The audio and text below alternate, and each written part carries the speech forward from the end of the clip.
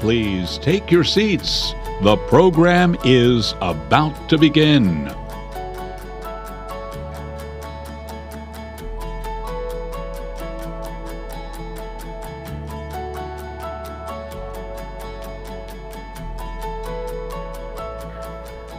Good afternoon, everyone, and I'm so glad to see a full house here in San Francisco.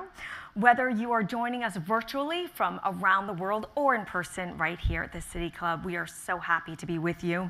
I'm Janet Wu, an anchor reporter from Boston, but I love the Golden State Warriors and the Celtics. It's a great series, great series.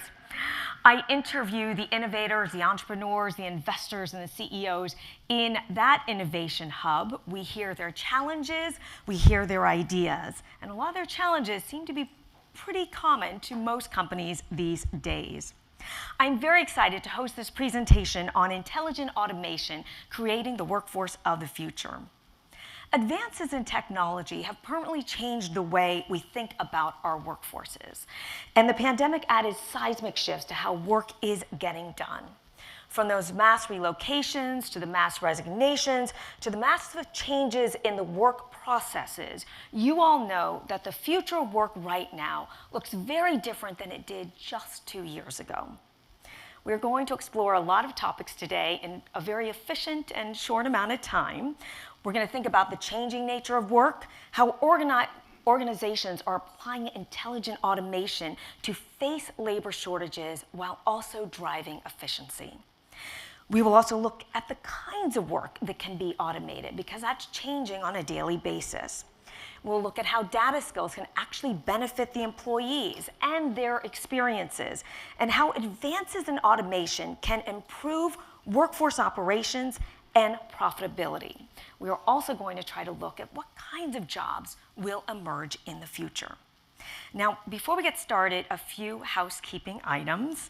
You might think this is rather simple, but for our virtual attendees, if you experience any problems with your audio and video, just please do the simple thing first. Try refreshing the browser, or if that doesn't work, you can use the chat box on the bottom right corner of your screen for support. Happy to let you know that we have partnered with Thyssen, which is an audio-to-text platform that is transcribing this conversation in real time. Maybe I should slow down a little bit. But that real-time transcription is making this conversation more accessible. And you can access Thyssen for the real-time transcription via the link in the session description. We would love to hear from all of you, whether you're here in person or joining us virtually. To submit questions virtually, please open the white tab on the right side of the video window.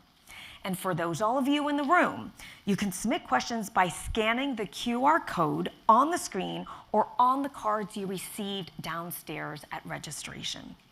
You can also engage with us on social media using the hashtag #IntelligentAutomation. I would like to acknowledge our sponsor, IBM, for making this conversation and this event possible, and for giving us the privilege of gathering together in a room with very smart people that we can look directly in the eye and enjoy their company in person. And with that, I invite Madhu Kochar, Vice President of Product Development at IBM Automation, to come to the stage to make a few remarks.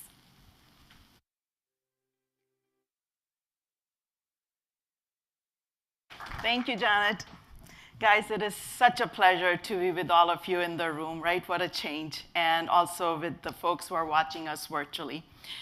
Thank you for being here. Thank you for your time. I think the topic of today is just so timely and so relevant. And as Janet mentioned, there's so much of important conversations we are going to have.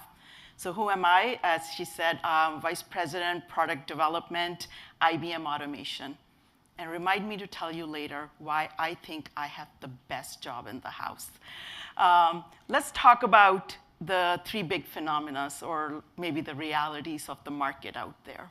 Number one, as Janet mentioned, right, it's all about how are we dealing with the digital shift. We've been seeing people, organizations doing digital transformation, but with pandemic, it just brought us to the next level. Right? As McKinsey and Company says, 10 years worth of digitization happened in 1 year, under a year. And we have seen companies who have actually been on a good path of transformation, who've been able to deal with disjointed remote offices and back offices, automation done, survived, the others didn't, right? So this is important.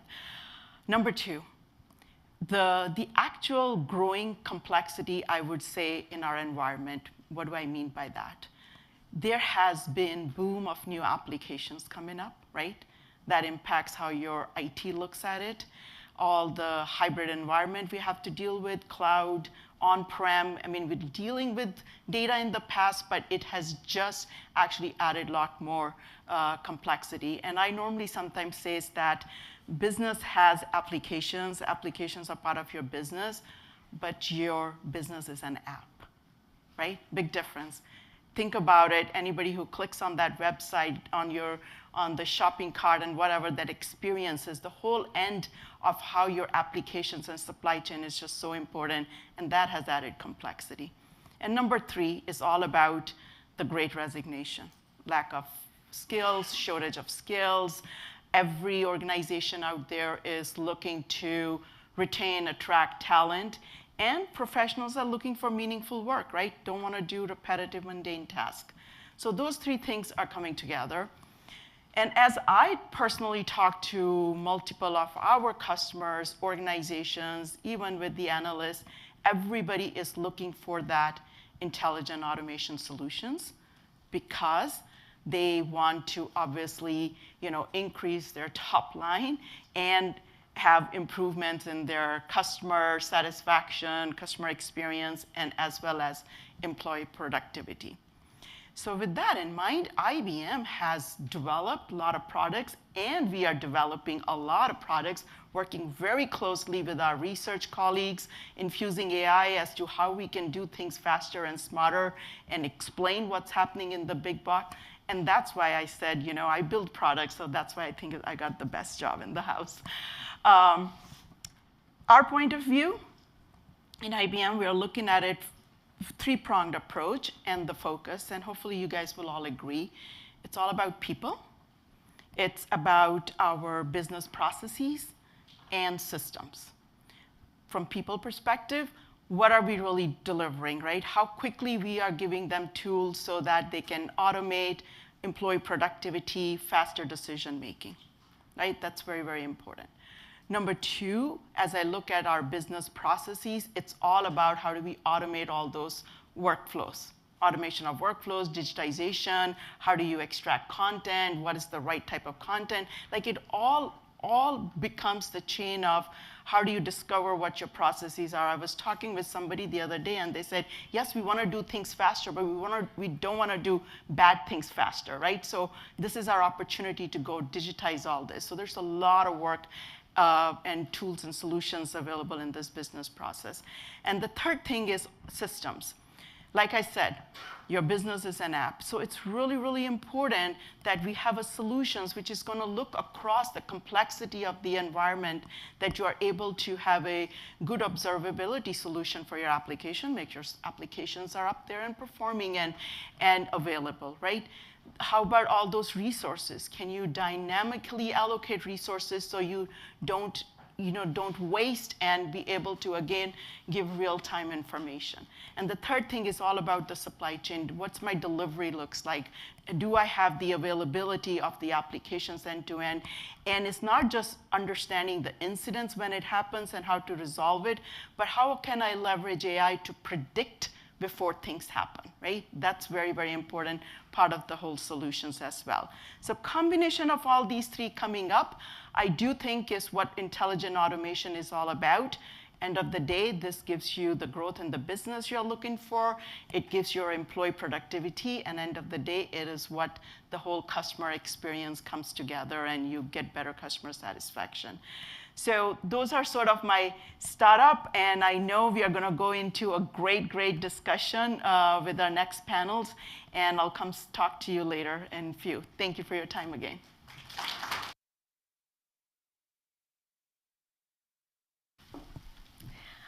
I want to hear more about Madhu's job because she says she has the best job in the house, and IBM is a big house.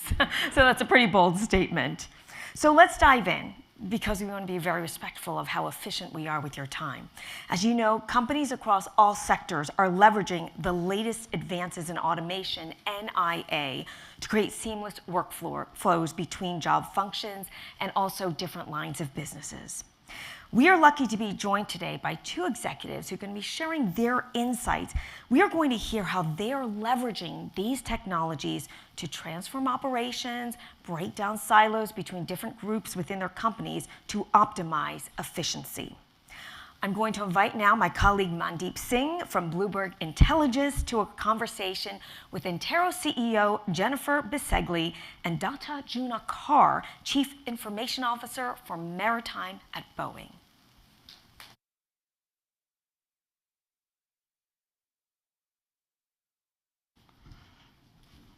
Great. Good afternoon, everyone. It's great to see so many people in person, and yeah, the room is full, so great. And thank you, Jennifer and Datta, for being here. Delighted to have this panel, which, I mean, the way I look at it, everyone talks about digital transformation, automation. That's been the most common buzzword, over the last 2 years. And when you talk to, esteemed people like Jennifer and Datta, I'm sure we'll figure out, there is a lot of details around how every digital transformation or automation initiative is different. And that's what I hope to, go over during this conversation. So maybe the first topic is around how you view automation. What is, it's the most common used word, at least, you'll find companies talking about that they are investing in it.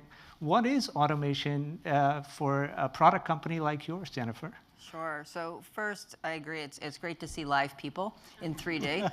It's also really warm up here. If it yeah. So automation. So if I could take a step back and say, what does Anteros do? So we are literally solving one of the world's hardest problems right now, which is focusing on transparency in the global supply chain. And so what's happened that we've all just lived through in the last 2.5 years is that every company in the world got very swiftly educated how connected they were to each other. Mm-hmm. And they also realized very, very quickly that the way they had been looking at risk in their supply chain was manual, right? It was with people. It was with, you think about when you onboard a new supplier or vendor, you Google, right? You look it up and say, oh, is that good or bad? Well, whether it's a ship going sideways in a canal, whether it's the unfortunate situation with the Ukraine, Russia, and the 3,000 global sanctions against Russia, and no one knows if they're doing business with Russia or not. So when you think about this digital transformation, there has been a swift uptick in our industry because CEOs and boards are realizing that understanding risk and the transparency in their supply chain is tied to their bottom line. And so when you think about, to answer your question to me, if I think about digital transformation, it was literally no choice. There has been such a rush the last 2.5 years to get out of manual, to get people out of it, because the goodness of artificial intelligence in our world is that there's no lag time. We need to know at a moment's notice if we're going to be interrupted because it's our brand and our reputation and it's our business bottom line. And so that's what it means to us. Great. Datta? How many of you know what Boeing does? So honestly, I think many of you know that Boeing is just a commercial aircraft company, but we actually do a lot more than that. We say we operate anywhere from seabed all the way to space. So as a part of defense, we do commercial aircraft, cargo planes, definitely that is the normal one, but also in defense, we make fighter jets and helicopters and surveillance planes. In the space, we have the Starliner. You must have seen a lot in the news, space shuttle. But we also make rockets and different satellites. But we also have autonomous unmanned division. I'm actually part of that division. And in autonomous unmanned division, we make autonomous several autonomous vehicles. There was autonomous unmanned submarine, which is XL UUV, then autonomous unmanned refueling jet, which is MQ-25, or one of the subsidiary institute, they make a Scanigal, which is autonomous unmanned drone, and Liquid Robotics, which is another subsidiary, we make autonomous unmanned ocean robot that powers on solar and waves. And it actually, we got in 2011, we got a Guinness record for crossing the Pacific, right? So we have a long history of automation. If you look at, also in addition, we also have flying taxi. That is one more area where we actually, urban mobility, that is one more area we are doing a lot of work in. So if you look at, automation is not new. It has been there for a long period of time. Just you look at airline industry, autopilot, it has been there for last 6 decades, right? That is what is it is automation of all different control systems, right? When I talk about in today's scenario, right, I'll take an example of Wave Glider, which is an autonomous ocean robot. So it is doing a lot of missions in it has got so many different sensors. It is doing so many different missions in the ocean. And say for example, right, so this vehicle powers on solar and waves. That means you don't need any external power. That means it can be in the ocean for a longer period of time, right? So we really capture so much data from different sensors and really understand the health of this vehicle, when we need to maintain it, when we need to call this vehicle home, right? All that predictive maintenance, we actually talk about it, right? So that we actually do it as a part of this one. So look, I'll take a second example on the same vehicle. It is going from point A to point B, right? So when in ocean, you are going to have obstacles, you're going to have ships, right? So, and since it is an unmanned device, it actually gets data from different sources. It will get data from weather, it will get data from maritime traffic data about ships and everything which are going in that area. And it is, it will basically, make a decision. Hey, there is an obstacle, I need to basically change my path, right? There's a ship which is coming around, there is a collision may happen, so I need to basically, avoid that collision and actually change the path, right? So all that autonomous decisions it is making it, right? That is one part of what I talk about automations. How do you basically make these automated decisions about I do want to come back to, what has changed with AI, because there is so much, emphasis on AI, machine learning, deep learning. You can throw in more some of these technologies are making a difference in terms of the product kind of timeline to production and how quickly you can implement recommendation systems. So maybe you can talk I know Boeing has a history and they've been doing these things for years, but what has changed because of COVID, and what is that you are leveraging in terms of this advancements in AI, machine learning, deep learning? Sure. I think we have been, automation was always forefront of us. We have been doing it for a very long period of time. So I'll take one example. When this Wave Glider, I'll take the same example again, right? It's autonomous ocean robot. When we actually got a Guinness record in 2011, we sent 4 of these devices from San Francisco and it went all the way to Sydney, Australia, right?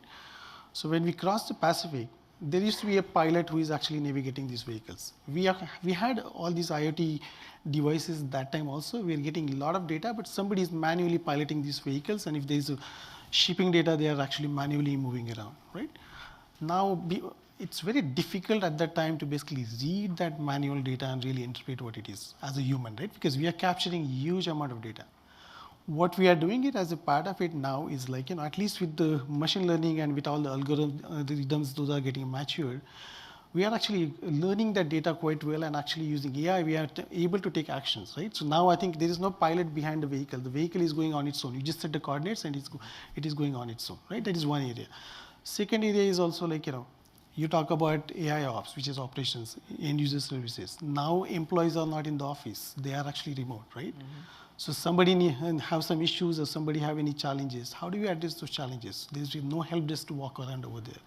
So we are automating a lot of those processes, right, by using AI, because we always have a knowledge base. We always had a data, but we never actually took time or never put effort on it to basically change it. And that's what we are actually doing it now. Great. And Jennifer, yours is a relatively new company. It really kind of came about during the pandemic, or really you kind of expanded during the pandemic. How have you leveraged some of these newer technologies and build a product where it has helped shorten your sales cycle? And just if you can talk about that. Yeah, happy to. So the company is actually 17, but thank you. Okay. But I think to your point, the uptick from the use of technology, and actually very similar to the path that you were just sharing, is that the customer demand. So it was manual, right? And then it became the lookup, the due diligence, the relationship mapping became automated. But what we're seeing now, and you just mentioned this, is folks want to be told what to do, right? So I don't want computers to necessarily drive me, but the AI, the changes that's happening, it's not just telling me what's happened in the past, but it's actually telling me what to do in the future. So it's interesting because I've been around for a little while. When I started back in technology back in the 90s, we had this concept of exception management. And it's come much faster, right, and much more mature. And leveraging a lot of data points. I was sharing with somebody earlier today that I saw Michael Dell on MSNBC years ago, and he made a comment that we've only harnessed the power of 11% of the world's data. We're all sitting on it, and we've not figured out how to gain value out of it. In my industry, there's a big calling for the concept of digital twinning. And the whole idea here, nothing short of Minority Report, is to kind of say, okay, well, that's great. Here's my supply chain. Here's what's happening. Here are the things that go bump in the night, the cyber breaches, the company. But how do I have a digital representation of that and then get the computer to forward think based on pretty much actuarial science that says, if this thing happens, this is going to be the rolling impact to me. And that's where we're seeing major transformation and development from AI, where I don't, so much of my industry from a supply chain is really just business continuity, right? So it might be bad today to deal with this company, but tomorrow I have to because there's no other place. So Shell's a perfect example. I don't know if Shell's in the room, but they made a very public comment that they still had to continue to source from Russia, even though, with everything going on, but they couldn't find an alternative source of supply and they had to continue to deliver energy, and kudos to them for getting ahead of it. But the world needs to figure that out going forward. And so that's where we're seeing the big transformation and advancements of AI, is this digital twin is an electronic representation that allows me to make better informed decisions faster based on things that have happened. Yeah. Okay. Can I add one more thing? Right? Yeah. So I think you talk about supply chain. Supply chain is a lot. Supply chain is pretty huge for us. That is the biggest expense for us, right? And we have very complex supply chains because we are a global company with operations in about 54 countries. We are also part of, it's not just a commercial company, but we are also a defense company. That means we have to have same kind of regulations that we have to follow, like whether it's a Section 89, export compliance, ITAR, or anything else. In all the supply chain, one of the huge challenge that we face and where we use AI quite a bit is where we are sourcing all this equipment from, what is the availability of it, right? What the supply chain health looks like, right? Yep. How the supplier quality is there, right? And all these complex decisions we are actually making using AI. And of course, one of the parameters of it is whether it is ITAR compliant, whether it's ER compliant, whether it is going to meet our Section 889 requirement that government mandates for us. And I think a lot of people do not know. I always take an example of toilet paper, right? Do you know toilet paper is also export compliant? Because US actually embargoed so many countries, and if you have to export toilet paper to North Korea, you cannot do it because you are not supposed to export it. And not too many people are aware of this actually export compliance requirement. But Dara, I want to focus more on drones than toilet paper here, so maybe. But everybody's just taking that as an example. Maybe, just going back to the example that you use, in terms of drones and how you have piloted that over the years, when are we going to see drones go mainstream, if you had to make a guess? I think, I don't think it's a technology issue, because I think drones are there, people are using it quite a bit, right? I mean, as I said, we have flying taxi solution, right? We are doing a lot of piloting actually in New Zealand and others because the regulations allow us to basically do it, and not in US. So it's all up to the regulators, right, when they will allow the drones to fly. So you think drones can do pretty much everything in terms of delivery use cases or delivering our packages or food or? Absolutely. Yeah? I think the last mile, how to deliver in somebody's front yard or how to deliver in somebody's backyard, right? Those are the answers, whether somebody's there to basically check it, right? I think a lot of those areas we have solutions in place, right? I think at least definitely not in like places like San Francisco where like, or big cities where you are living in multi-story building and where to deliver the food, right? But at least other parts where you are living in a single family house and you can actually deliver in the front yard or backyard, the solutions are definitely available, and drones definitely can do those kind of jobs. Yeah, got it. And Jennifer, I mean, when we think about supply chains, things keep getting, complicated, geopolitical tensions. Can your systems or the AI embedded in the systems help guide customers in terms of what they ought to be doing proactively in terms of dealing with some of these supply chain challenges that could come about? So that's exactly how we use AI. And when I mentioned a moment ago around digital twinning, so the interesting thing about supply chains, for those of us that don't talk about it as much as I do, is the supply chain is actually a diamond shape. So I don't know if you've heard this, where we all source from the same couple companies, then there's a lot of fat in the middle between value-added resellers, distributors, whoever, and then we're all kind of sourcing from the same factories at the bottom.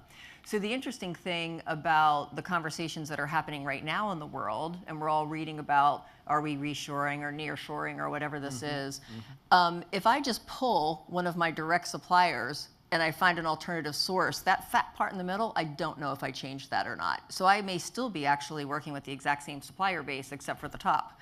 And that's where AI comes in. And that's where the digital twin comes in, which is I'm able to talk about, I can actually visualize, right, the extended relationships. So if I decide to make a change using data to make better informed decisions, if I decide to make a change, did I actually make a wholesale change to my supply chain? Am I actually compliant with different parts of the world? Am I actually funding the enemy in ways that I didn't know I was? We actually have this concept with our customers called supply chain washing. So you think about money laundering, right? Where if you're not paying attention, you may be inadvertently, right, allowing from nefarious actors into the money, the financial supply chain. Same thing's happening right now. If you don't have that transparency, if you're not leveraging technology and AI to make those decisions, how do you really know that you're making the right moves? And I think that's where the power, the no lag time, and just the sheer, to the point that you mentioned, the sheer amount of data that we actually really need to pay attention to. Because if you think about the supply chain, depending on how long it is, right, all those companies are doing their own thing because they're all incentivized to be profitable. And so whether they're doing it nefarious actions or just to stay profitable, you really don't know. Yeah, I mean, I know government and Congress is really focused on semiconductor supply chains, for example.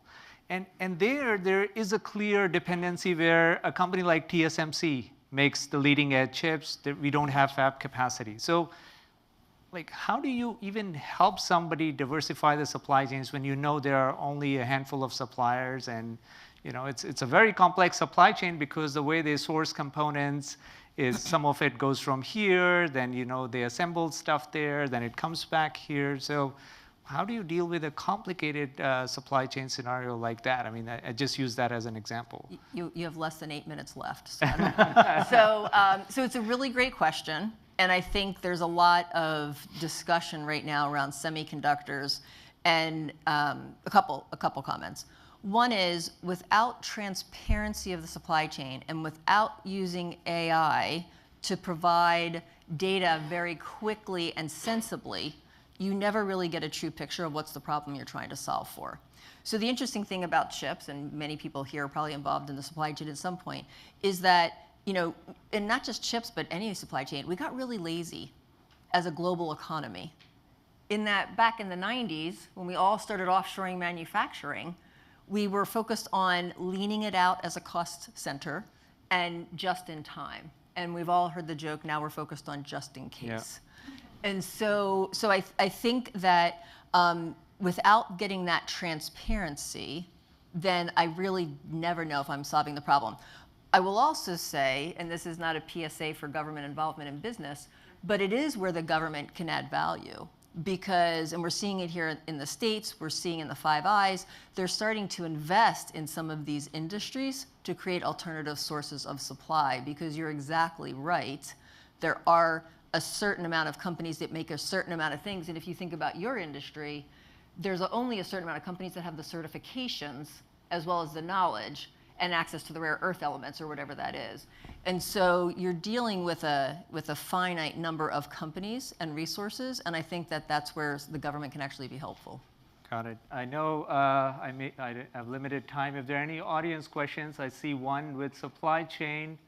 Over the last decades, just-in-time has been a huge driver, but it also makes sense. It makes the arena so brittle. How do you access the data needed to make the right decisions, and how do you know which data to analyze? I don't know who wants to take that. Yeah.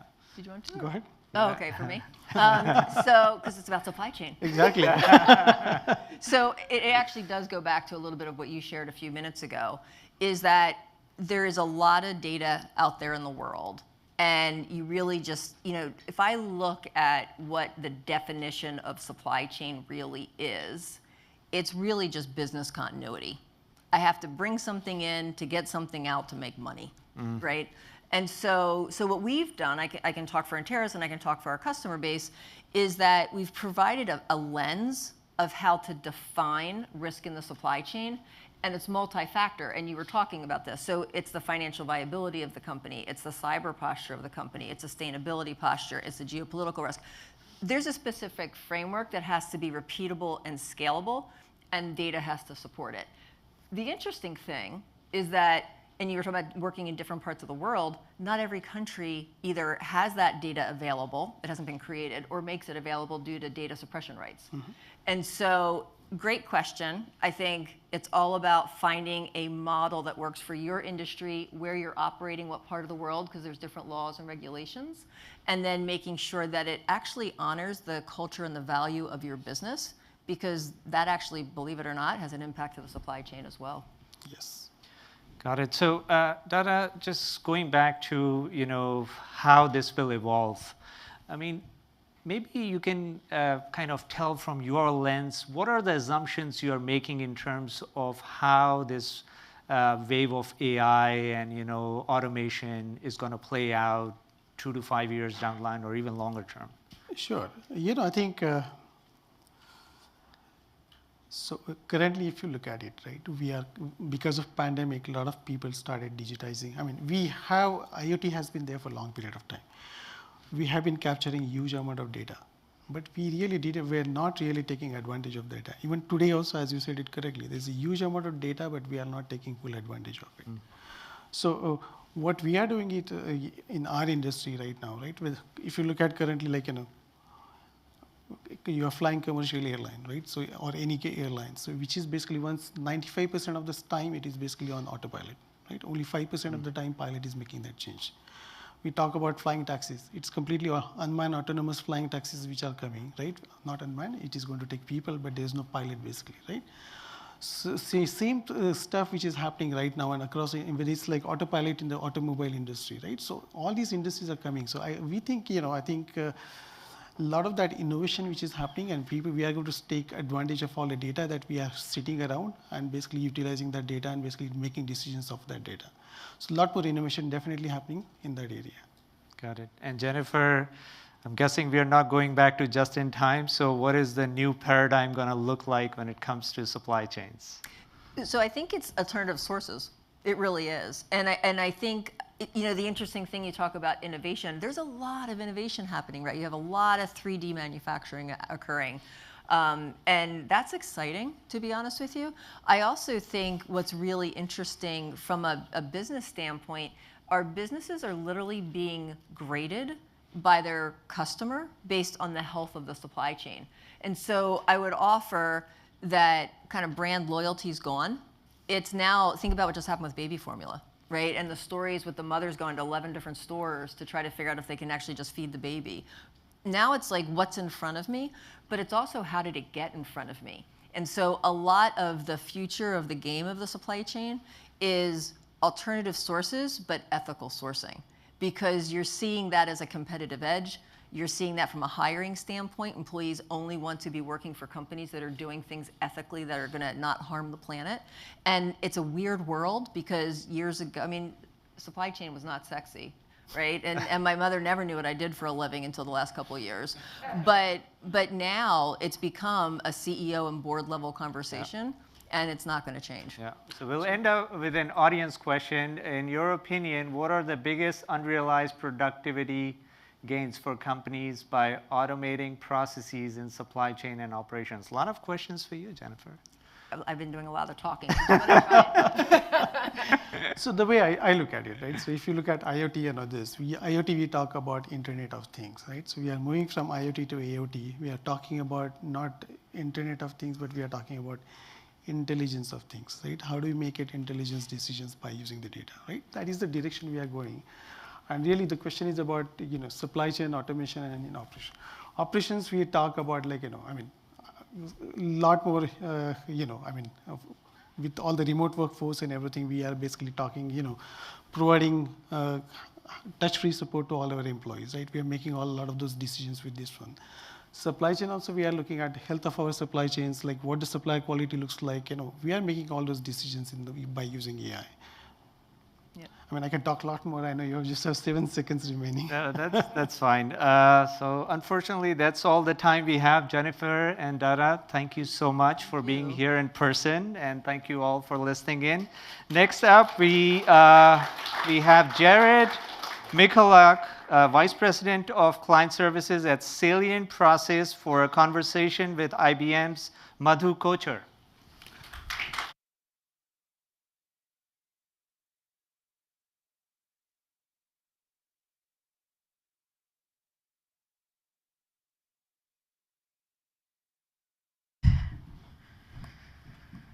All right, Jared, let's make it fun. So Jared, you should first actually introduce yourself, but I know you have a huge background in consulting, and my first question to you is going to be, share with the audience the market trends with real-life examples. You bet, yeah. So Jared Mikulak with Salient. We're an IBM partner focused on process improvement, business automation. And one of the biggest trends we've seen over the last 2 years, and I don't know if you guys noticed, but things shifted a little bit about 2 years ago. We saw a big shift in big bang projects, obviously immediately kind of backing off a bit. And even since then, they've been a little fewer and far between, and seeing a big increase in the number of organizations wanting to understand how their business operates. And that takes the form of things like process documentation, mapping, process mining, using RPA to capture how the business is actually working, because if you can't understand how the business operates, you're not going to improve it.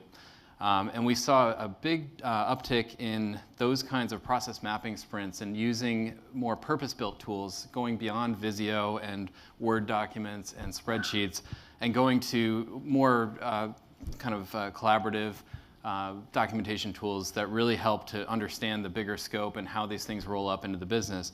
And a good customer example, and this is one we're really proud of, is last summer we started working with an international children's charity, helping them just kind of get their house in order, get understanding of how the business works.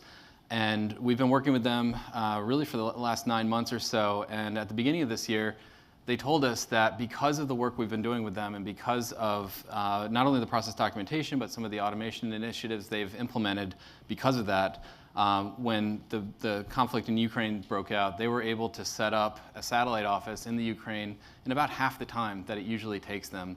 So that's lives saved. That's, you don't have an ROI on top of that.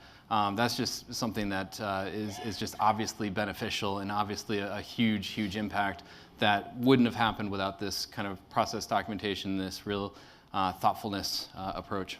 Oh, that's a great outcome, right? Mm-hmm. There's nothing can replace that.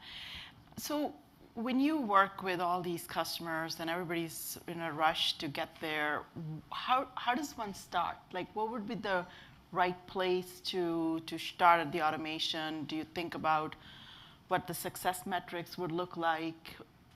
Share more on, and how long does it take, Sure, and it's definitely a journey. That's something we always go in with our partners and our clients with that openness, that this is not just a one and done, and you get this thing implemented and now you're done.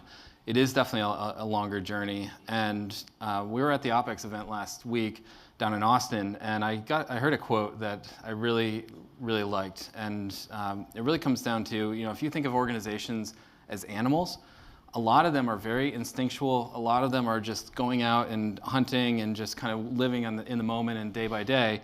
But to truly improve, to truly get better, and to implement automations, you want to understand how you operate. And without that self-awareness and that kind of understanding, you're not going to be able to improve things in a thoughtful way. So documentation is key. Getting an understanding of how the business works, how long things take. That can take the form of obviously process mapping, but also using process mining techniques, using intelligent automation to start implementing maybe an end-to-end workflow that's only tracking the metrics. You don't necessarily need to automate and straight through process everything. And a really good example there is, again, at OpEx, we were speaking with one of our clients, Ulta Beauty, and we're just getting started with them. They have a very significant process for their merchandising department where they're doing new product launches. And they have this very large end-to-end process that they're trying to implement automations for. And so they said, where do we start? How do we get started? And so we spent a month doing a process mapping sprint, getting a better understanding of how they're working. And we've identified through things like simulation, analysis, deep dives, that they could find significant savings, not only in terms of cost savings per resource, and you look at automations and you look at FTE counts. This is much more about taking a maybe 3-week process down to 1 week, right? And that means they can launch 3 times the number of products if they want to, and then they're expanding that into store launches and other things. So really it comes down to understanding the way the business operates and then starting to get initial MVPs and iterating from there and really building on that success. Do you start with like, what's the success of the KPIs? So what do they look for? What are the customers looking for, or what do you advise them? Yeah, it can be, return on investment is the low-hanging fruit. That's usually where we get started because that's an easy win. That's an easy justification to the client. But a lot of times when we look at these different projects and being able to prioritize multiple projects, not just using that first project that comes across, looking at it more holistically and saying, well, not only does it have an ROI, but what business unit does this align to? Or is this helping us mitigate risk? Is this helping our customer experience? Right? Those are things that are harder to quantify, and we want to be able to track those and measure those and do things like scorecards. And that's going to help us to move those things up and down to really pick the right process or the right project to go and automate, as opposed to just picking the first thing that comes along. Like I was saying earlier, right? You don't want to continue to do bad things faster. So, exactly. You're going to automate. You're just going to get bad process faster. Yeah. So obviously there are a lot of gaps, pitfalls, ditches. One can, so share how you should go through this maze and how do you do this better. Yeah, I think one big thing is that we often hear automation and immediately think RPA. That's just kind of the knee-jerk reaction that we're seeing with our clients. And we have to really kind of have them understand that it could be much more than that. It could be workflow automation. It could be machine learning. It could be chatbots. It could be decision management. So there's a whole breadth of different kinds of automations that we want to talk about. So RPA does not equal automation.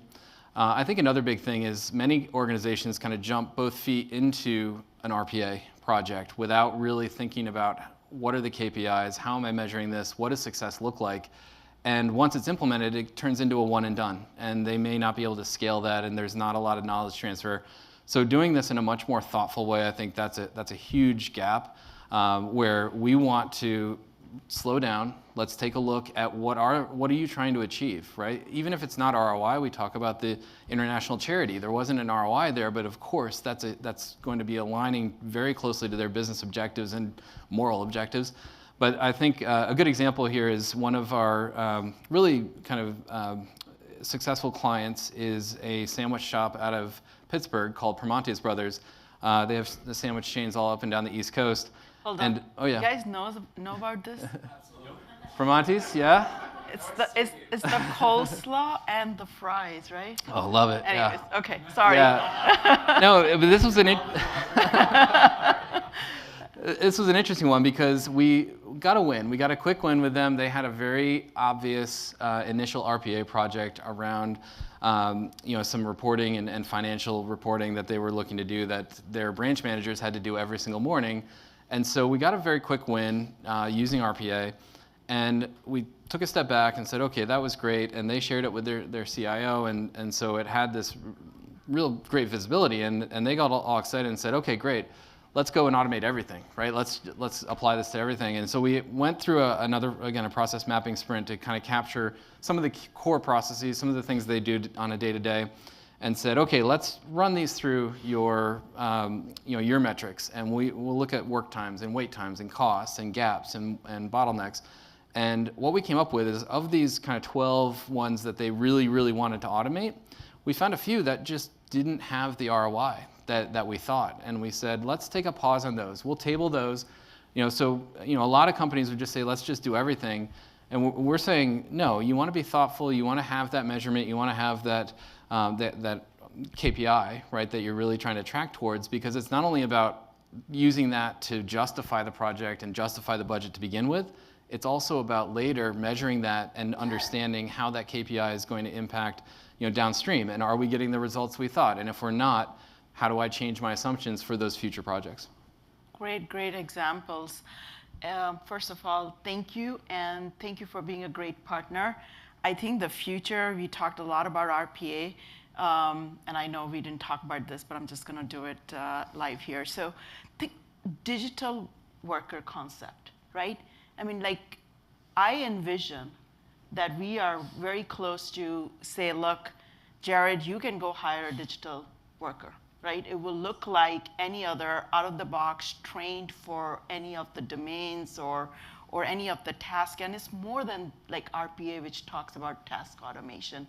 What do you think of that one? Like, are you seeing the customers like hungry for that? And I know there's going to be a lot of AI. We talked about it. It can be a black box. You need to be able to have an explainability built into it. So human always have to be in the loop. But some more thoughts on those. I think that's a great thought, and there's a great analogy there, right? That the RPA, it's really not, the P in RPA is misleading, right? It's not automating the whole process, it's automating tasks. And so if you can have a digital worker taking care of some of those menial, some of those low-level repetitive tasks and letting those stakeholders focus more on the value-add type activities, that's really where the value is, right? Of course, we're going to have the FTE conversations and we're going to have the cost savings conversations, but really, I think the biggest success of RPA in the future is going to be just getting the bad stuff off people's plates, because you don't want to pay someone, to do spreadsheet data entry if they're, trying to do customer service or other kinds of more value-add type activities. And I will say, too, one of our customers, I really like this, they look at their RPA bots as true digital workers, and they actually do onboarding. They give them pictures, they give them email addresses, they give them internal biographies, and so they really take it to the next level. I don't know that everyone is going to do that, but I think that really speaks to the embracing of these digital workers into the workforce and really working side by side with the traditional workers. I'm going to use this as a plug. In June, we're going to be talking and launching Watson Orchestrate, which is all about digital worker, right? That's right. Yeah. So looking forward to that. Thank you. Great examples, great real-life examples. And thank you again, team. Thank you, guys, for this one. And again, thanks, Jared, for being a great partner. My pleasure. All right. Thanks, guys. And I'm going to have Mark Bergen to come up here and lead the next conversation.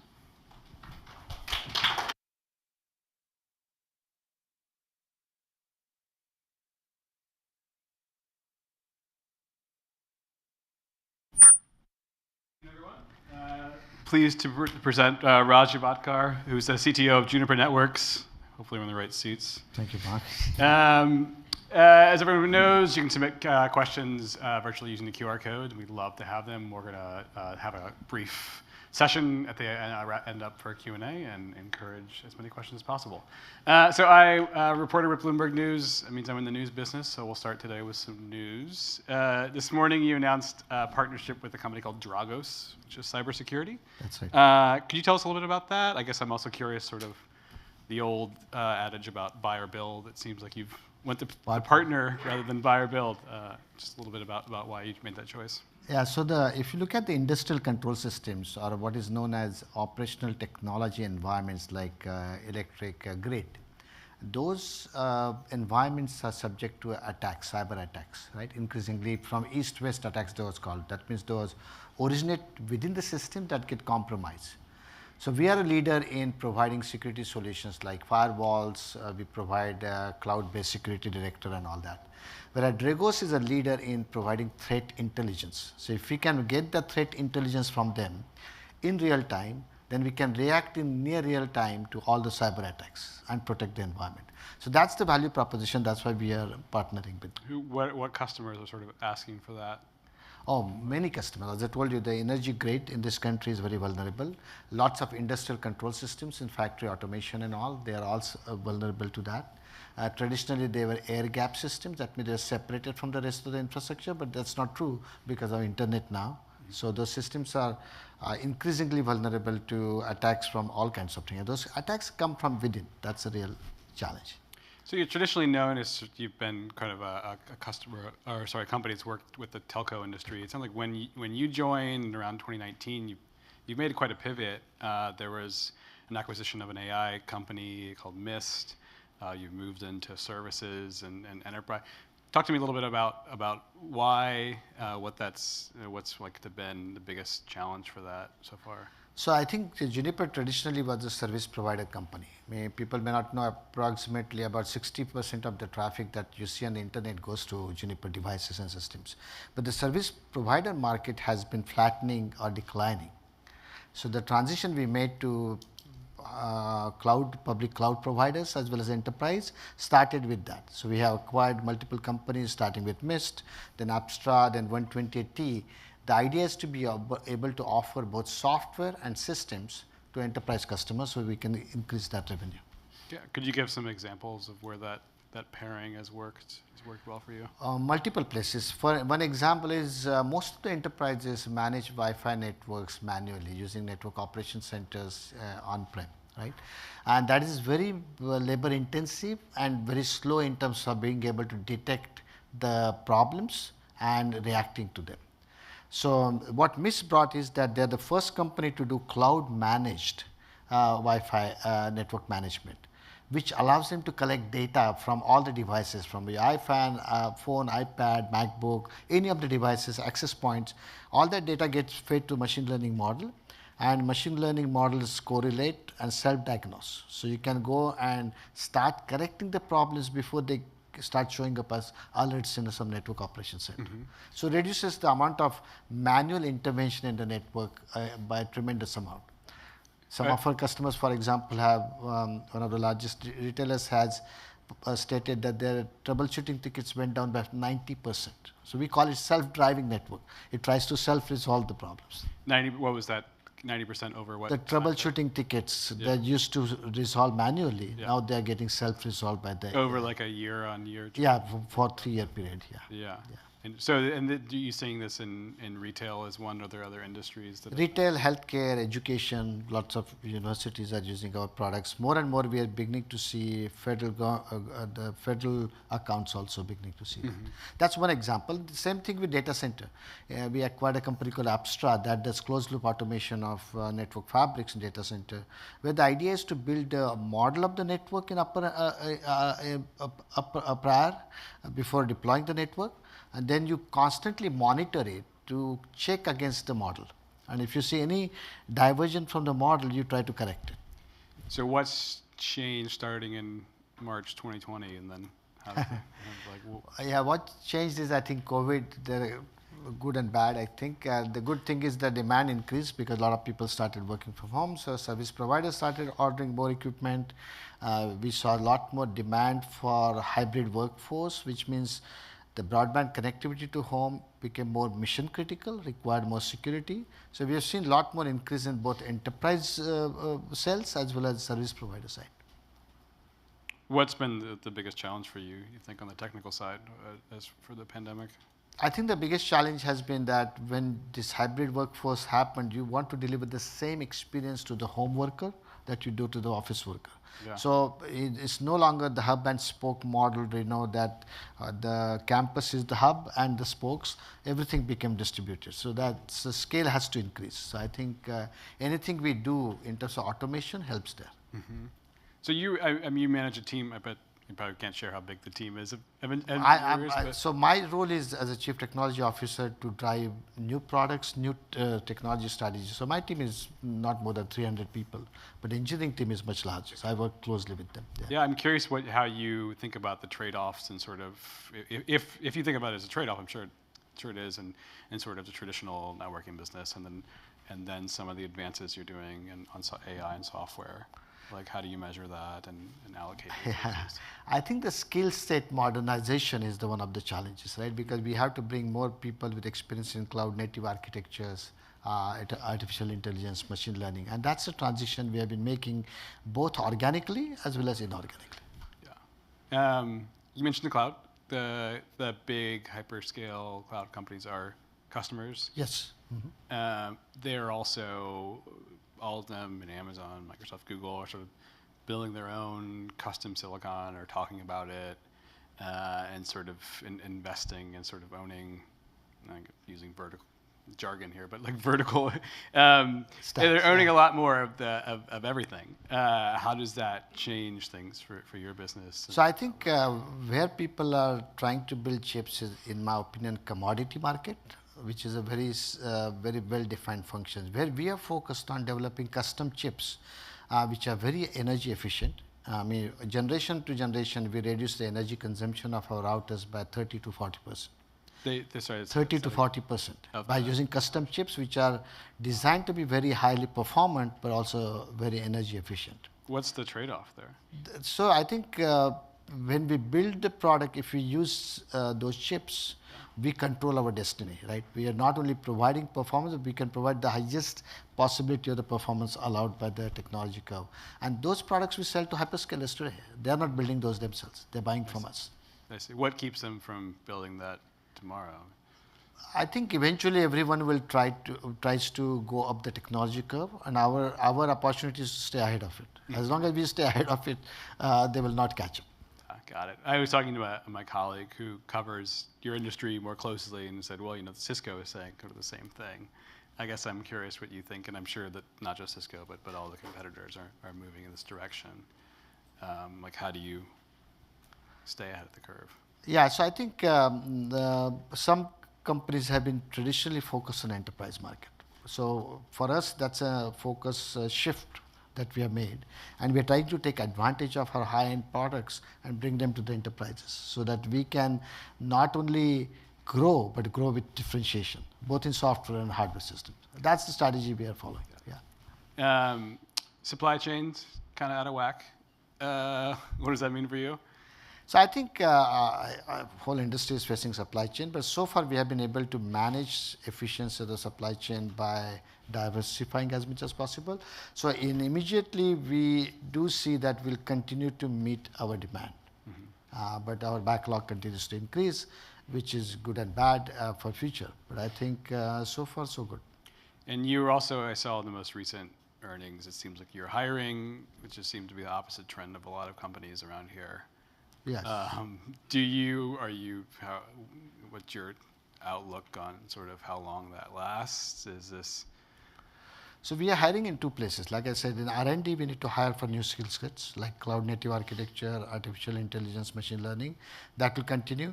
But also we are modernizing our sales force by hiring more in enterprise sales force. So because of our focus on sales force. As long as our growth continues, we'll continue that path, I think. Yeah, I'm going to go back to just make sure this like the self-driving self-driving network for a quick second. Like, what are you seeing the sort of customers that where are you seeing, like, is it sort of your existing customers that are moving to this? Is it new customers that you've never had before? Kind of. So when it comes to self-driving networks, especially in the case of Mystery One, we have taken the strategy to apply that principle to Wi-Fi networks, access, like security access and all, as well as campus branch. For that, we are seeing new customers because this is a completely new approach where we are displacing traditional vendors who are doing manual intervention driven network operations to automation. So that's completely new, and that's where the growth is coming from. How do you stay up on the latest in AI? And I know that hiring is clearly like a huge challenge. Like, everyone is trying to hire AI engineers. Two ways. One is that inside Juniper, we created what we call Juniper University, where we brought the experts to start building curriculum to retrain our engineers. And secondly, we focus on hiring new college graduates, because if you catch them young and early, you can develop them into more From DeepMind or something like that. not necessarily. Yeah. But that's a better strategy, you think? There's I think the better strategy is to invest for long term. So I think Juniper University is a good way to retrain our engineers who are hungry to learn new skills and get the new college graduates. Yeah. Quick one before we jump to Q&A, because I'm reluctant. I'm not an expert in Web3 and blockchain, but I'm sure you're thinking about it. Yes. What are your thoughts? What's the how much time do you spend thinking about it? So I think that's one of my areas, is that what comes next 3 to 5 years we have to worry about it. So Web3, there's also a lot of hype around it, but of course the underlying technology, so-called distributed ledger, is worthwhile. It's going to allow us to secure supply chains and other parts. So that's what we're looking at, how to apply it to the places where it's designed to be. But not necessarily go by the NFT and cryptocurrency route. Got it. Okay. We didn't prepare for my poor eyesight. First one is, how are you trying to solve the cybersecurity talent gap with automation? I'm not as familiar with the cybersecurity talent gap, but I imagine you know what that means. I think talent gap, I think they're referring to is that hiring people with security expertise is also hard, because there are only RSA conference right now is full of them. You can go steal some of them, but I think the question really leads me to the same answer, right? That by putting more automation, like the example of Dragos and Juniper partnering today, where we taking the threat intelligence, feeding that into machine learning models so that we can do threat protection, that doesn't require as many security experts that we would normally. The next one's really interesting and kind of a two-part, I think. So the expansion of the remote workforce and a lot more Wi-Fi connections and devices. One, I guess, what does that mean for cybersecurity? And two, and maybe, well, I don't know if it's more important, but what does it mean for network reliability? Yeah. And what have you seen so far? So I think that's what, with hybrid work model, what happened was the home became as much a mission critical part of the network as your office. So you have to take the technologies like SD-WAN and also make them available for home usage. So what we have done with the 120T acquisition, we combined our security portfolio with SD-WAN so that for branch offices, home offices, we can provide secure access. Mm-hmm. And that, do you feel like it's straining? How much can you give a sense about the strain? Is it sort of continuing to strain, or has it kind of reached? I think it's not a strain for us, it's a clearly growth opportunity for us. But I think the strain, if you use the traditional methods of network operations. If you're going to have a bunch of people sitting at a network operations center, watching monitors, getting audio, visual alerts, that's not going to scale. Yeah. So by using this AI-driven, self-driving network approach, we believe that we make the problem simpler and you can tackle it very easily. This next question is really interesting, actually. What do you think about open source AI-driven network monitoring solutions? The example was sort of if there is, and maybe it exists, I don't know, but a TensorFlow for network security from, would that come out from Juniper? Yeah, so first of all, the open source solutions are not a threat. Mm-hmm. I really like the open source ecosystem because it allows us to contribute, but also take from the contributions of the other. And have you been? We have been very actively participating in open source. But what we'd like to do is somebody has to take that solution, harden it, make it accessible and usable by customers. That's what we can do. So I think we can take advantage of the open source in both ways, contribute, but take it. Mm-hmm. Can you give me a sense about how much you're contributing now to? So for example, it's the Kubernetes is one of the most underlying cloud native networking architecture from Google. Google put in open source. We are active contributors to that. We now have our own Kubernetes-based cloud networking solution that we make it available to others. Jumping off from Web3 speculation to quantum computing speculation. What worries do you have in a potential quantum future about security and encryption? Yeah, so the quantum computing, one of the things we have done, and this is public information, we started using it for quantum key distribution. In a secure channel, you need a key distribution, and quantum computing allows us to make it more secure. The question refers to what happens if you start using quantum computers to decrypt the data by storing it. I think there are more so-called post-quantum encryption algorithms already being developed in academia, and we are looking at some of those to collaborate with academia to evolve those. So by the time the quantum computing starts getting applied to a traditional encryption, we should be in the post-quantum era with respect to encryption. You should be this. In the post-quantum era with respect to encryption algorithms and so on. Got it. Because right now, I think the problem is the following, right? Yeah. If you take any of the encrypted data, store it, and feed it to quantum computers, maybe a day later, you will have it unencrypted. So that's a big threat to the traditional encryption algorithms. Yeah. So people are developing so-called post-quantum encryption algorithms, which will not be decryptable by quantum computers. That's where we have to go. How much? I'm a quantum skeptic a little bit, but because people have been talking about it for a long time. But how much of your time do you spend thinking about that? So we have done one sort of pathfinding project, early POC, where we tried to use it for key distribution. That seems to work. We are working with the UK's Department of Defense to try it out. Oh, wow. Fast. So it's very early. It's early, but we have to explore that before the things get there. Yeah. All right. I really appreciate it. Thanks, Raj, for your time. Thank you, everyone, for very excellent questions. And I'm going to turn it back over to Janet, my colleague. Thanks.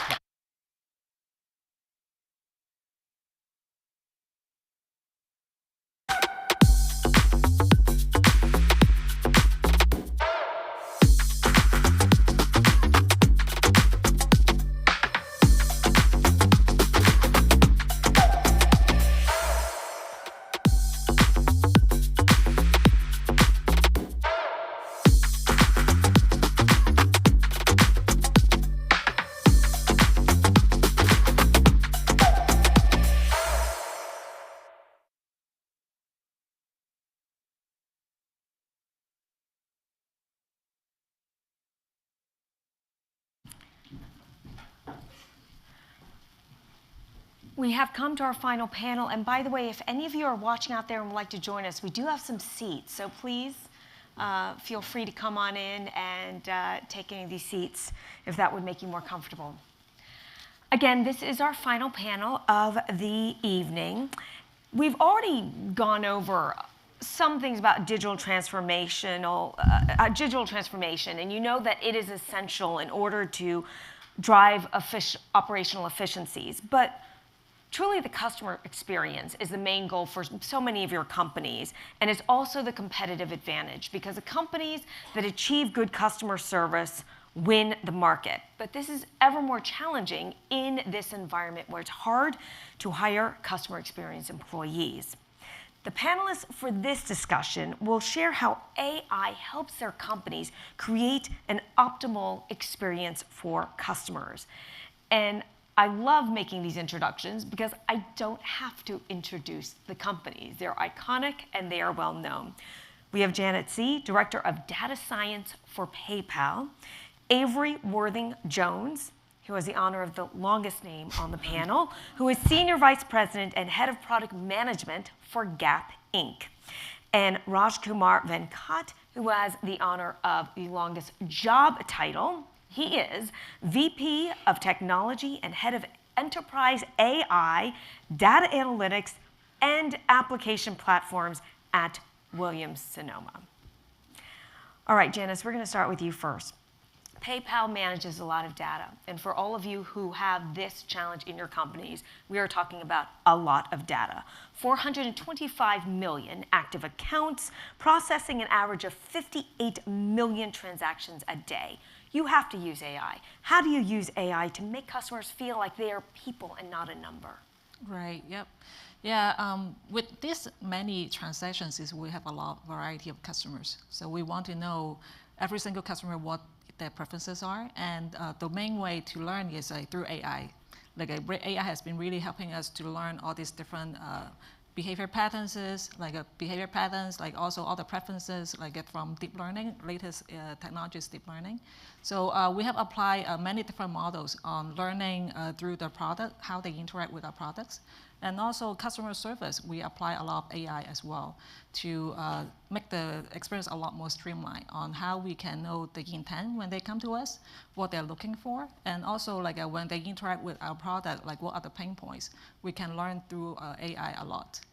Okay, I'm going to ask you about some of those pain points in a moment, but Avery, we're going to turn to you and your challenges. You process transactions, but a big challenge is providing the things that the people are actually looking for. You told me you had 23,000 unique products, and that doesn't include the variety of sizing that goes into the clothing. So how do you use AI to manage all of that? Yeah, and ironically, that's one of our 4 brands. So if you think about the total breadth of what we do, it's actually many more than that. You know, when we think about AI and the applications and when we're trying to figure out what we want to use it for, one of the things that we look for is opportunities where there's millions of little decisions to make, micro decisions. And so as we think about the customer and the customer experience, one of the things that may not be obvious is, you know, the inventory that we show the customer, how we present ourselves to the customer is really important to that experience. When we look at our NPS scores, one of the largest negative drivers of NPS is I can't find what I'm looking for. That could be for a variety of reasons. We literally don't carry umbrellas, and maybe they're looking for one, or something that we do carry that we don't have. And a lot of that is controllable. And as we think about the analytics behind those micro decisions, whether it's the forecasting that drives our understanding of what inventory needs to be in which store, whether it is identifying operational issues in our 2,000 stores across those 20, some thousand items. These are things that individual humans really can't do at scale. And those are the perfect applications for us for AI. And that's really where we see the benefit of it as it relates to how we present our inventory to the customer, which again is maybe not how you think about customer experience, but honestly, it's one of the largest drivers of your satisfaction as you come into one of our stores.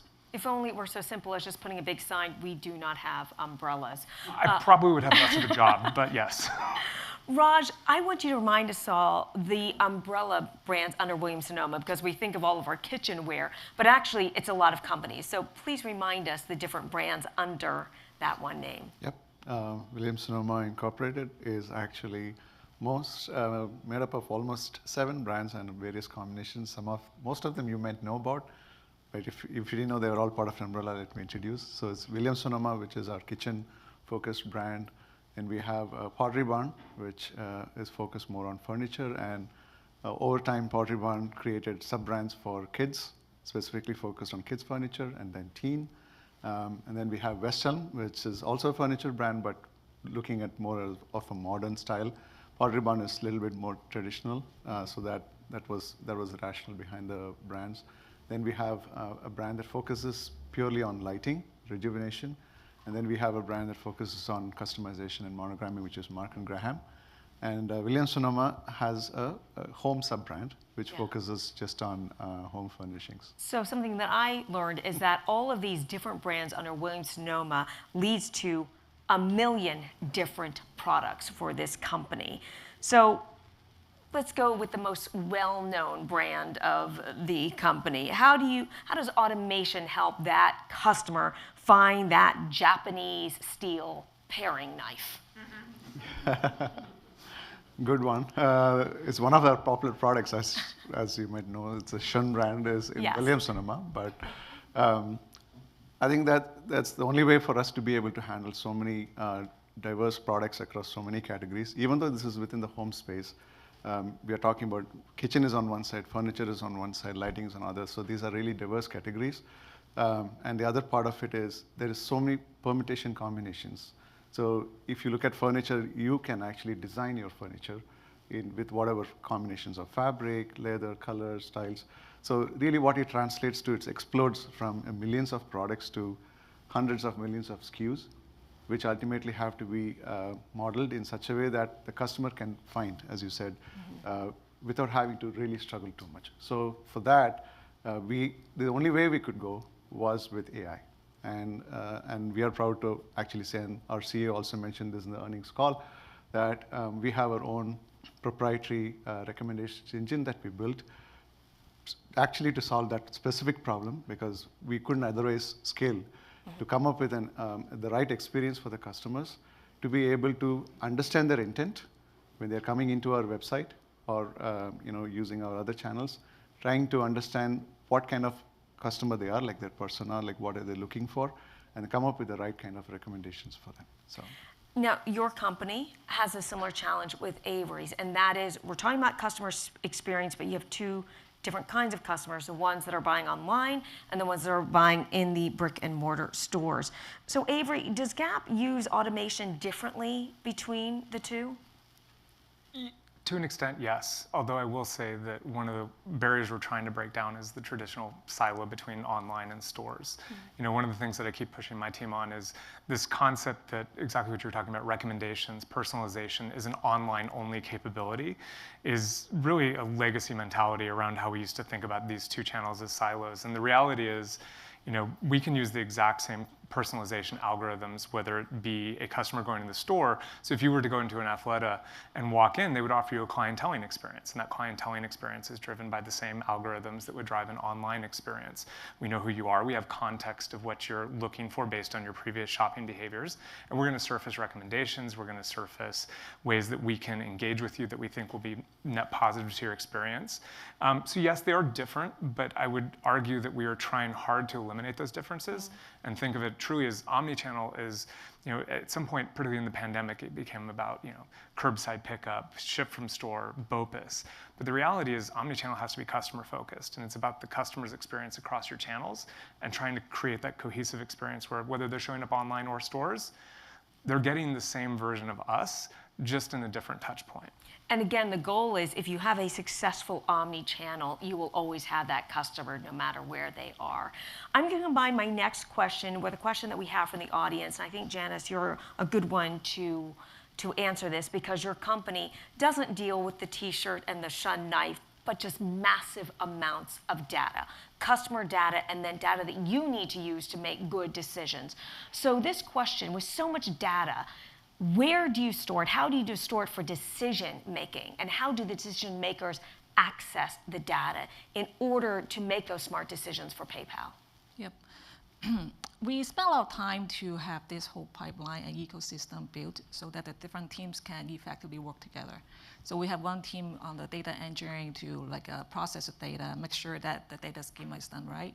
And we have a team to build machine learning models because with the proper data schema and applying the AI algorithm, we can build different models and provide different insights.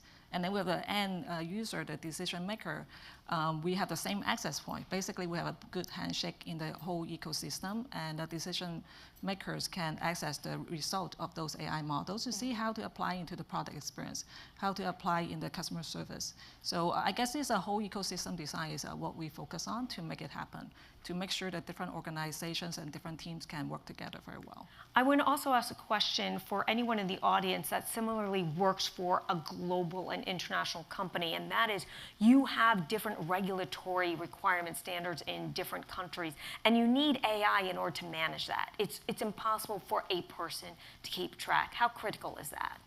Yeah, it's a very important topic. We want to make sure that we're following all the regulations requirements out there. So we have different teams focusing on what is the right regulations in place for all different problems. For example, we have credit risk. We make sure that there's no bias.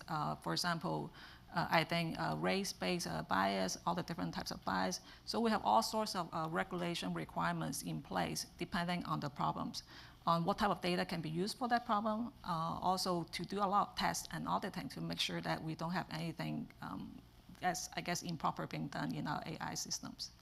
And again, we welcome you to submit questions if you would like.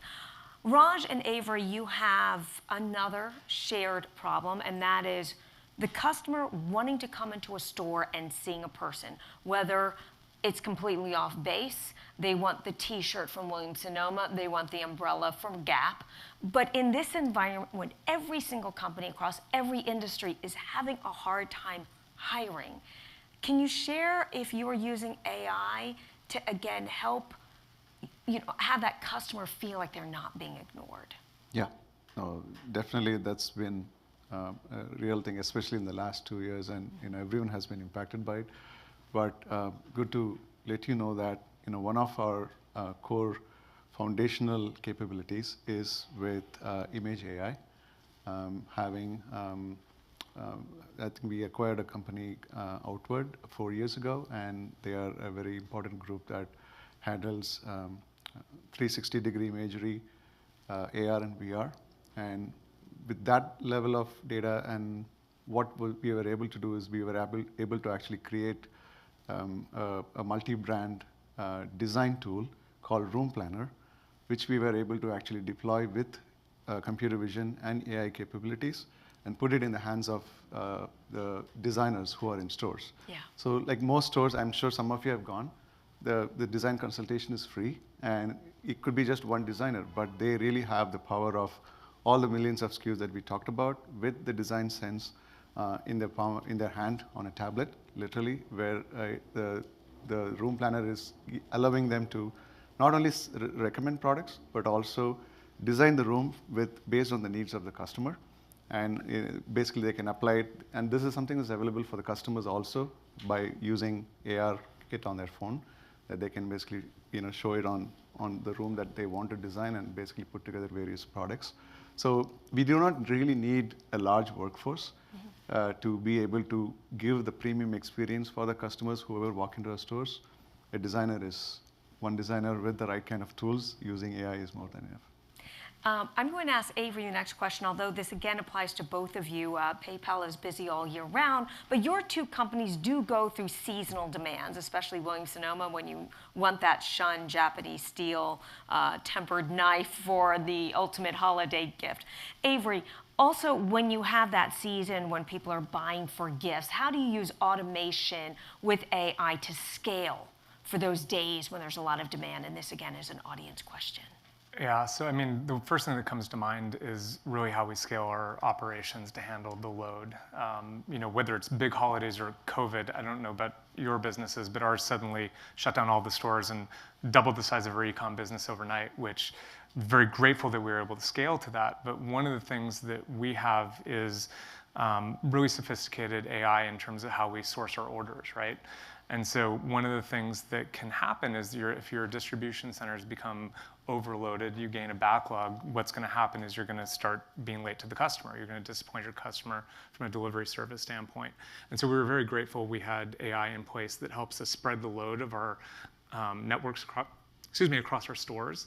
And we really did, especially during COVID, although this applies in more normal periods during the holidays, allow us to really spread the load across all of our nodes in our fleet. So this includes stores, distribution centers, and that intelligence allowed us to scale into that demand without overloading any single node within our supply chain. And again, more normal times during holiday, it's the same thing. If you get to 8-10-day backlog in your distribution center, well, guess what's going to happen? People don't get their Christmas gifts on time.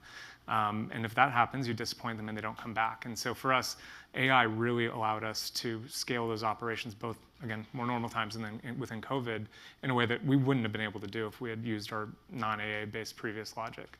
So supply chain could be its own panel, and I will come back and ask you more about that. But in the meantime, Janice, I want to ask you a question, because just down the street at Moscone Center is one of the world's largest cybersecurity conferences going on right now. You deal with critical personal data. I am sure you have to use AI to defend your customer, your account holders' information. Tell me how that's done. Yep. We invest heavily in this space. So first of all, the information security, we have a defense in-depth approach. So we have multiple layers of control. And we have also, throughout that process, not just technology, so technology front, we look at all the open source tools, technology, what's the latest in the market. We constantly update our ecosystem. And also we have AI-based detection systems. We leverage all the data points we can get, look at like all the, any spike in traffic, looking at normal, all those things that we look at constantly to see anything that is maybe we're under some fraud attack or some intruder that is trying to get access to our system. So we have all those in place and being constantly updated to make sure that we're adapting to the latest trends. And I'm not sure how many of you are facing this problem, but I heard one of the biggest challenges in cybersecurity is not just dealing with the valid attacks, but ruling out the attacks that are not. That still takes a lot of manpower, a lot of scut work, I've actually heard, and that stresses out the teams that are trying to protect the data. So you want to be very careful with that. Okay, let's dig into, because we're coming to our last 5 minutes, and so many companies are dealing with the challenges of the supply chain. So Raj, you have a million different products, and you got to make sure that the person gets the couch with the correct arm facing sectional. So how are you using AI to deal with products that are, many of them are being assembled or produced overseas? They have to get to different stores across the country or in Europe. That seems to be a monster challenge. Yeah. And I just want to also start by saying, not to make it bigger than it is, but I was telling you about the products and the SKUs relationship. One other thing to note with most of the products that our brands sell, most of them made to order. I don't know if many of them realize, because it's of those permutation combinations we just talked about. It's just impossible for us to create a couch or a table with 150 different combinations and store them in the warehouse, and they're also bulky items. So you can appreciate that that's one of the reasons why you don't get instant delivery on those products which are custom made. But the flip side to that is these products are not even in a warehouse. So, and then they are probably, most of our vendors are all over the globe. Let's just assume they are on the other side of the world. So essentially what is happening is the conventional approaches of predicting delivery times based on where the product is doesn't work for us. So what we had to do is we actually had to embark on a very elaborate effort to track the source from all the way from the manufacturer to the various points in the supply chain and be able to optimize at every touch point, every node. And then basically, and say, here is how your expected delivery date is going to be. So it's not really an optimization of a date. It's more of an accuracy of the promise. The product may come after a month or month and a half. That's perfectly fine. What the customer is looking for is, okay, you're promising me a particular date. Please make sure you keep it, because especially if you look at the furniture areas, I cannot just leave it on the side of, and then the front of the door and go, right? We have to really book an appointment. Maybe somebody takes a PTO, stays home, clears all their room just because it's coming. So there's actually much more dependency on the customer, and they rely on us to be as accurate as possible. And for us, that actually is coming not with a simple decision, but it's really a multi-point decision, mapping through the entire supply chain, every touch point. Before we tell the customer on the website when they're making the order, your order will arrive in this 1 week time frame or 2 week time. But even then, it could get stuck on a container ship that is stuck in mud or in the Suez Canal, so that's not your fault. Avery, I just came back from a college reunion, and someone predicted poorly because they had these vests given out, and there was a whole table of triple extra large men's and extra extra small women, and most people went without vests except for me, that I picked that up. So I can only imagine your challenge getting that shirt in the right size for the people, for how many men or women are shopping. So again, the same thing. How are you using AI to just meet the incredible demands with getting products in good times to the right stores, to the right customers, and also in times like this where we have supply chain challenges every day? Yeah, I mean, I think especially with the sizing, the fact is with 2,000 stores, an average of 8 sizes per garment, tops and bottoms, you're never going to be right all the time. So thing one is just acknowledge you're going to be wrong, no matter how good you try to be. I don't know if any of you know, if any of you are in the business of selling salt, then maybe we should talk, but I sell fashion apparel, which is near impossible to forecast. So it really is about using AI within the supply chain to create resiliency. Because once you acknowledge you're going to be wrong, then it's about what are your pipelines to fix it, and what's the predictive method you're using to understand ahead of time how to repair a damaged supply chain. So whether it's you just got it wrong because you guessed something was going to sell and it's not selling, and believe me, Long Beach was not fun for us. I don't know how many of you had containers stuck in Long Beach. It was not good times, but all the way through to your supply chain, when you have things that you expected to come in that were going to complete outfits that didn't come in suddenly, and how do you use your AI demand forecast to start to, as best you can, manage through that and repair things. And I think that's where we really, our sweet spot is acknowledge you're going to be wrong, build responsiveness within your supply chain to fix it when it goes sideways, and then use AI to leverage to understand what the right actions to take are. And again, it's imperfect. I'm sure you can still go to one of our stores and find 3 extra larges and something, but it has made huge improvements from how we used to do it before we had the AI. I just want to say there is a shocking variety in the kinds of salt that's sold globally, and maybe Raj and his Williams-Sonoma stores could confirm that. I want to thank all three of you. I know we weren't able to cover everything, but hopefully you can go and talk to our fabulous panelists at the networking reception. So thank you very, very much.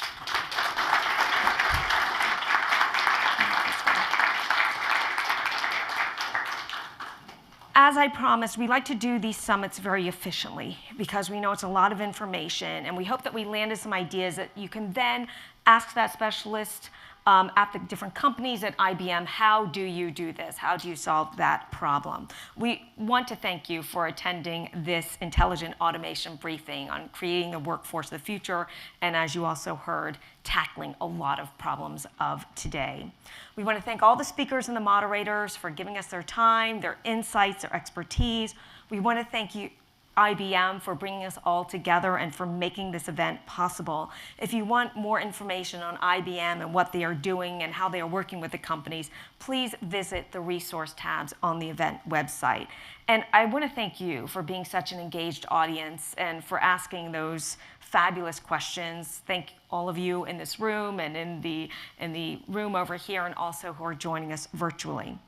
A programming note, we will be taking this to Chicago on June 14th for another in-person briefing. And please let us know if you know of executives there who would like to attend the event. We now invite you to join us for cocktails and networking. And again, cheers to a great program. Have a great evening.